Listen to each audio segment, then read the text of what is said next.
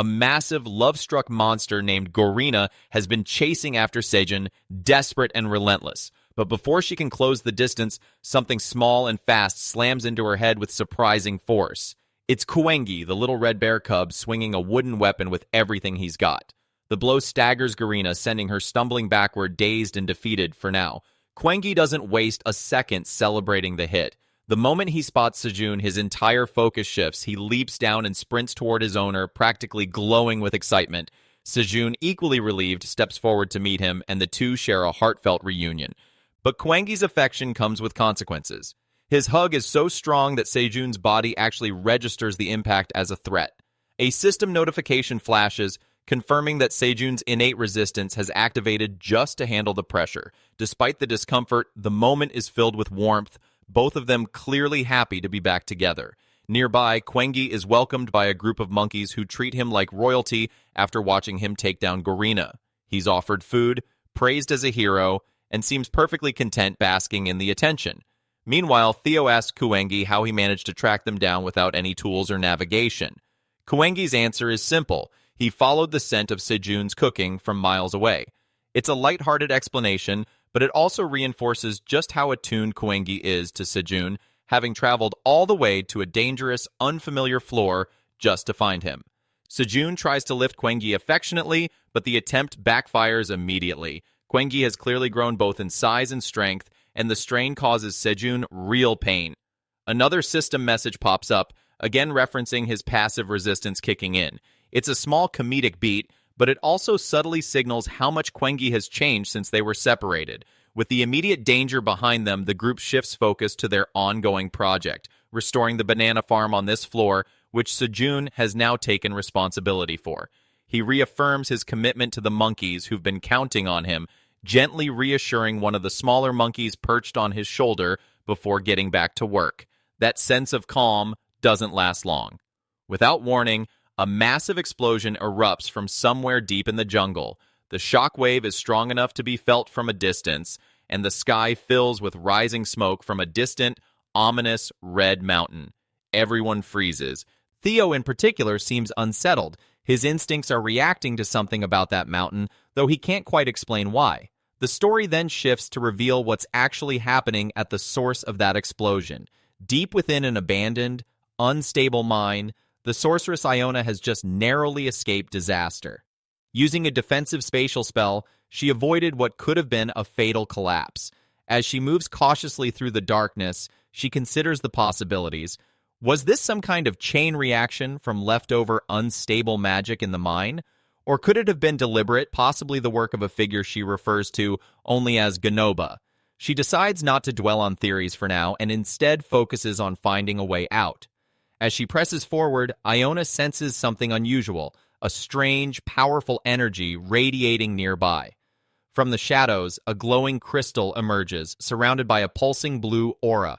A voice speaks from within it, reacting to Iona's presence with intense interest, drawn to the warmth of her living energy. The cold radiating from this thing is unlike anything Iona has felt before, and she quickly realizes what she's looking at. A fragment of an ancient celestial body, a being known as a holy stone. The crystal's voice introduces itself as a powerful entity capable of freezing the surrounding region entirely. It threatens to envelop everything, including Iona, in ice, unleashing a massive wave of freezing energy in every direction. Iona refuses to back down. Calling on her staff, she activates a defensive spell, summoning a massive magical barrier that expands rapidly, trapping the icy entity inside a containment field. For a moment, the being is stunned into silence. Iona, equally amazed, can hardly believe she's just managed to seal away an actual fragment of a star. The entity quickly regains its arrogance, mocking the idea that something so trivial could possibly contain a being as ancient and powerful as itself. It claims to be one of the original forces of the universe, declaring that no mere mortal magic could hope to restrain it. To prove its point, it begins pushing against the barrier with overwhelming force, and Iona visibly struggles to maintain the seal, momentarily caught off guard by just how strong this thing really is. But rather than panic, Iona turns the moment around. She calmly points out that despite its claims of ancient power, the entity's understanding of magic is hopelessly outdated. that modern magical theory has evolved far beyond anything it could comprehend. To back up her words, she channels a massive surge of energy directly into the containment field, overwhelming the crystal entirely. The being writhes in response, quickly breaking down and begging her to stop, admitting defeat completely. Satisfied, Iona seals the now subdued entity into a small magical container, claiming it as her own. The once arrogant cosmic being is left whimpering, fully under her control. The story then shifts to a jungle path, where two massive ox-like beings are running at full speed. One of them, exhausted and out of breath, is being urged on by his companion.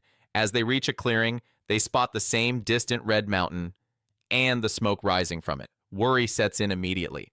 They fear that Theo and Quengi might be caught up in whatever caused that explosion. Their fear is justified almost instantly, as a second, even larger explosion rocks the mountain, sending black smoke billowing into the sky. Both oxen panic, assuming they're witnessing a volcanic eruption and preparing to flee. But before they can run, one of them notices something strange. A small, glowing object hurtling toward them at incredible speed, surrounded by a blue magical aura. The object stops abruptly, hovering right between the startled ox's hands. It's freezing cold to the touch, and a moment later, a tiny figure leaps out from within it. To the oxen's shock, it's Iona, somehow here on this floor after everything that just happened.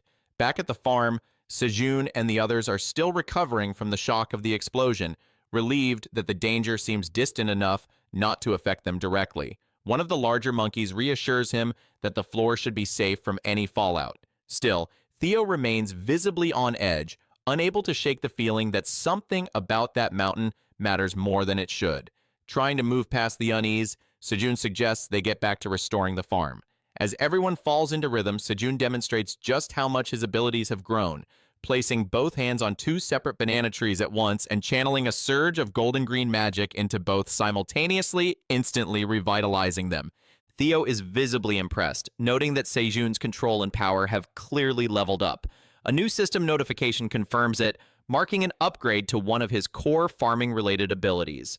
Just as the group settles back into their work, a frantic monkey comes running, warning them of new intruders, ones far more dangerous than Garina ever was. Panic spreads through the smaller monkeys as heavy footsteps begin echoing through the area. To everyone's surprise, the new arrivals turn out to be familiar faces. The two massive oxen from earlier, who Sejun and Quengi both recognize immediately. After a brief moment of confusion, the group realizes the oxen tracked them down using traces of Sejun's lingering magical energy. Amid the reunion, Theo notices something else entirely. Iona is here too, much to everyone's surprise. As emotions settle and greetings are exchanged, Iona reveals what she's brought with her, the very entity she sealed away earlier, the holy stone known as Ice Cube. She presents it as a gift, fitting for someone in Sejun's position as the floor's administrator. The moment Sejun steps closer to the crystal, a series of system notifications appear in rapid succession, confirming a formal transfer of ownership. The conditions for claiming the Holy Stone have been met, and just like that, Sejun finds himself the new owner of an ancient, incredibly powerful artifact. Both Sejun and the small monkey beside him are left staring in stunned silence, completely unprepared for what just happened, while Iona stands proudly, presenting the glowing crystal with both hands, as if this were the most natural thing in the world. And with that, the chapter ends, leaving us to wonder just what kind of power Sejun has unknowingly inherited, and how it might reshape everything that comes next.